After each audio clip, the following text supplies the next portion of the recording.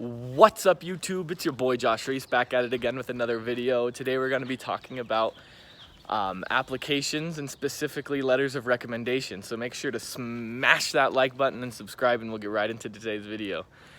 So about letters of recommendation, a lot of people, this is an afterthought. And for you, you do not want to make it an afterthought. You want to think about it early, think about it often, think about who you know that could really recommend you. This letter of recommendation is less about people with, big high up names that they'd recognize, and more about people who know you and can speak about your work ethic and who you are as a person. So keep that in mind throughout this whole thing. Who do you know and who can you develop relationships with now so that they can better recommend you later? And I really wish I would have had a video like this that I could have thought about earlier, because even if you're not going to optometry school, you still need at least, an advisor or a professor to write you a letter of recommendation, let's say for a job or anything like that in the future. And so you're gonna wanna establish good relationships now that you can carry with you throughout the rest of your life, because having people from a university recommend you is going to make all the difference in the long run. So most colleges of optometry need at least a letter of recommendation from an optometrist. I think almost every single college needs one of those. So the first thing you're going to want to do is you're going to need to shadow and get a lot of shadowing experience, shadowing hours, or work for an optometrist as an optician, as, a technician, front desk person if you had to. Right, you need to work for an optometrist. I was a vision therapist and an optician for two different doctors, and honestly it would have been cool if I had both of them, but I chose to only do one of them because I didn't want to have one be stronger than the other and maybe they say some contradicting things. I just wanted to have one very good letter of recommendation, so I chose the current one I'm working at, the vision therapist, to write my letter of recommendation. And yeah, that was him. So you want to get a lot of hours in with an optometrist so they know what your work ethic is, what your goals are, how you've been doing in undergrad, why you chose optometry. Choose an optometrist to write you a letter of recommendation that knows you a little bit. This one's going to be the strongest one in your application. So make sure it's not an afterthought of, oh, I need a letter of recommendation, let me go shadow a doctor for 5 hours and have him write me a letter. I know that for the optometrist I work for, we've had a few people come shadow once and ask him for a letter of recommendation. And people aren't going to lie on their letter of recommendation. People aren't going to go out of their way to be like, oh, this person's great. They're going to say exactly what they know about you. And so, I had a professor put it this way: if you ask me for a letter of recommendation, I'm going to be honest. The professor said, if I don't really know you, I'm going to put on my letter of recommendation, I don't really know this person. And so, people aren't going to lie to get you into an optometry school. You need to put forth the effort to get to know some of these people. So if you want your letter of recommendation to be as short as, this person came to shadow my office one time, they seem pretty cool, they're going to this college, that is all I know about them, then that's okay. But you want as strong of a letter of recommendation as you can. So go out there, shadow regularly, with an optometrist, enough to have small talk with this optometrist, enough to get to know them, or work there long enough so that you can really get a strong letter of recommendation from this optometrist. The next thing I'd say is you need a professor. Almost every college of optometry wants you to have at least a professor there, and choose a professor who knows you well. Really, in this part, it's more about quality over quantity. So I know I took a class once from the dean of a college. He was very good professor. It would have been amazing to have the dean of the microbiology department of BYU write my letter of recommendation, but I had never gone to his office hours. I got an A in the class, but I wasn't there sitting on the front seat always asking him questions. I'd never had a lab with him. I'd never really had small talk with him. He wouldn't know me. So his letter of recommendation would have been so short. It would have been, this person took my class in this semester, he got an A. I might have seen him in class once, something like that. And so you want to choose a professor who knows you personally. And if you don't have any of those, start planting the seeds now. So I couldn't really think of anyone for the longest time, but I did work at a lab at BYU. I wasn't very close with the professor who did my lab, but during that lab, it's called lecture prep, so I prepare the different materials that the professors needed for lecture, and there was a professor I worked with and brought out materials for his lecture all the time.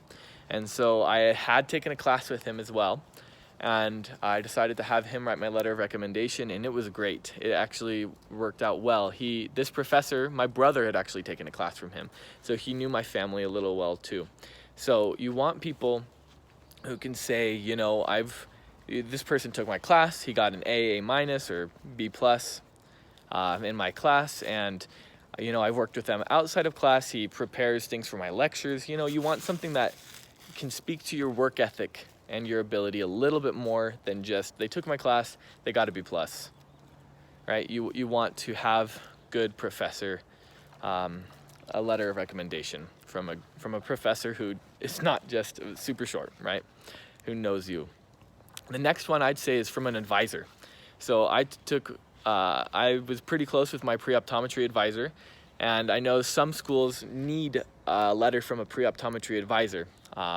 It's a requirement for some colleges. So if you haven't met with your pre-health or pre-optometry advisor, go out and do it right now. I know an advisor can really get to know you very well with just a few meetings. So just meet with them, you know, pretty frequently. You want to know them a little bit, have them know what kind of classes you're taking, what your career goals are.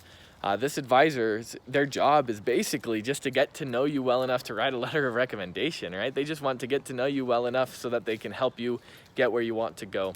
And so this one's not going to be super complicated, but you want to work with this person, hopefully over the course of your whole undergrad, a pre-optometry or pre-career advisor, who can really give some good advice and speak to your character a little bit. Speak to the clubs or the things you're doing outside of class. And I had the opportunity to be the pre-optometry president at BYU, and so I had worked with this person very well, and it turned out to be a great letter of recommendation. So make sure you meet with your advisor and have them be updated on your life frequently, and know what classes you're taking, know how hard you're working, so they can speak a lot to your character and to your work ethic. And then there's 4 slots on the OptomCast application. So really the 4th one, it's kind of up to you. It can't really be a relative, but find someone who knows your character and work ethic better than anybody. So if you think that's a past employer, or if that's another professor, another kind of advisor, or another optometrist even, right? You want someone who can really speak to your character. Mine just happened to be what's called a mission president in my church. So I served as a missionary, and there's a leader over all the missionaries that serve in the area. And I had my mission president write my letter of recommendation because he knew me. He knew how hard I was working as a missionary, what I did. And so, you know, having a 4th one there that's kind of outside of the box, you know, mine was just a religious leader that I had in my life. But it's okay. Having a little bit of variety in there is okay. You don't want to just have 4 from all optometrists who all kind of say the same thing. You want to have kind of a diverse way in there. And so I thought it was kind of cool that I was able to have, you know, someone to speak to the kind of my religious, spiritual desires and work ethic and character, as well as people like professors who can speak to my academic success. And so you want to have letters of recommendation that reveal you as a person. This is kind of the same thing as a personal statement, where it's your time to tell your story, but letters of recommendation are really the same thing. They just want to see if your story matches up with other people's point of view as well. So pick people who can write a great story for you, who can really second any information that's in there. You do not want to have anyone who would write you a bad letter of recommendation or wouldn't have the highest opinion of you. You want to choose and surround yourself with good people in your life who can really speak to you. So make sure you start thinking about this early, and that you start asking people to think about writing letter of recommendation for them. One thing about it is you want to submit it early.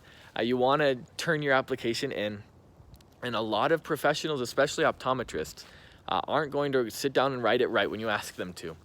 I know I applied it in August, so it was before the semester started. So my career advisor and my professor got theirs in pretty early, but it was my optometrist who was always busy, working every day, who their thing was actually the last puzzle piece needed to submit my application. And it was actually kind of rough because I wanted to get into optometry school, but I had to wait probably maybe a week or two longer than I wanted to for the optometrist to submit the letter of recommendation and for it to go through and be submitted finally to the colleges.